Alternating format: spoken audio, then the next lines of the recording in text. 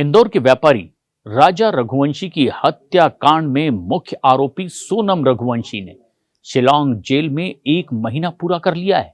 इस दौरान ना तो उसके चेहरे पर राजा रघुवंशी यानी अपने पति की हत्या का कहीं कोई पछतावा दिखाई दे रहा है और ना ही परिवार का कोई सदस्य उससे अब तक मिलने आया है। मीडिया रिपोर्ट्स के मुताबिक जेल के माहौल में सोनम वैसे अपने आप को ढाल चुकी है। इसके अलावा वो दूसरी महिला कैदियों के साथ भी अच्छी तरह से घुली मिली दिखाई दे रही है और बताया यह जा रहा है कि सोनम रघुवंशी जेल मैनुअल का भी पूरी तरह से पालन कर रही है। सुबह बकायदा वक्त पर उठ जाती है। सोनम अपने पति की हत्या या फिर अपनी पर्सनल लाइफ के बारे में जेल में मौजूद किसी दूसरे कैदी से कभी भी कोई बात करती दिखाई नहीं दी और ऐसे में सोनम को जेल वार्डन के ऑफिस के बिल्कुल नजदीक वाली कोठरी में ही रखा गया है।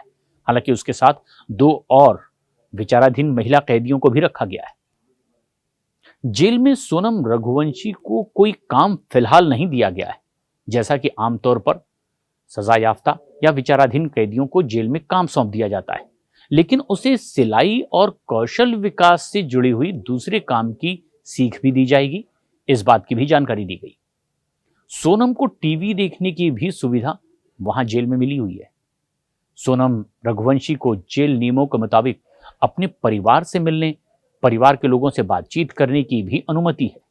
लेकिन 1 महीना पूरा बीत चुका है। सोनम जेल में है पति की हत्या के आरोप में और इस दरमियान उसके अपने परिवार से ना तो कोई सदस्य जेल में उससे मुलाकात करने आया और ना ही उससे फोन पर बातचीत करने के लिए किसी ने जेल में फोन लगाया।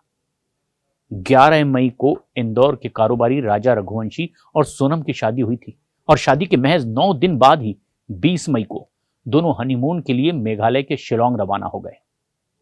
बताया यह भी गया कि दरअसल मेघालय हनीमून के लिए जाने का प्लान भी सोनम ने ही बनाया था। 23 मई को राजा का संपर्क परिवार के लोगों से टूट गया। परिवार में हड़कंप मचा, कोई खैर खबर नहीं। परिवार के लोग वहां पहुंचे, सूचना पुलिस को दी गई और 2 जून को राजा रघुवंशी का शव एक गहरी खाई में मेघालय में मिला। पोस्टमार्टम से हत्या की पुष्टि हुई। शुरुआत में सोनम भी लापता थी, यानी शुरुआत में आशंका ये थी कि क्या इस न्यूली मैरिड कपल को किसी ने हत्या करके अलग अलग फेंक दिया है, क्योंकि सिर्फ शव राजा का मिला था। सोनम का कोई पता नहीं था और ना ही उसका फोन ऑन था। ऐसे में कई तरह के कयास लगाए जा रहे थे। पुलिस छानबीन में जुटी हुई थी। पड़ोसी देश तक के इसके तार जोड़ने की कोशिश हो रही थी।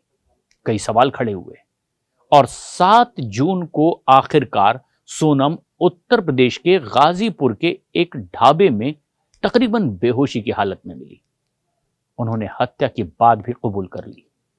पुलिस ने उसके प्रेमी राज कुशवाहा समेत 4 दूसरे आरोपियों को भी तब गिरफ्तार कर लिया। कार्रवाई लगातार जारी है, लेकिन अभी भी राजा रघुवंशी के परिवार के सदस्यों का कहना है कि शायद इस हत्याकांड से जुड़ी और सोनम की इस हरकत से जुड़ी कोई जानकारी उसके अपने परिजनों को जरूर होगी और इसीलिए वो सीबीआई से इस पूरे मामले की जांच करवाने की मांग करते रहे।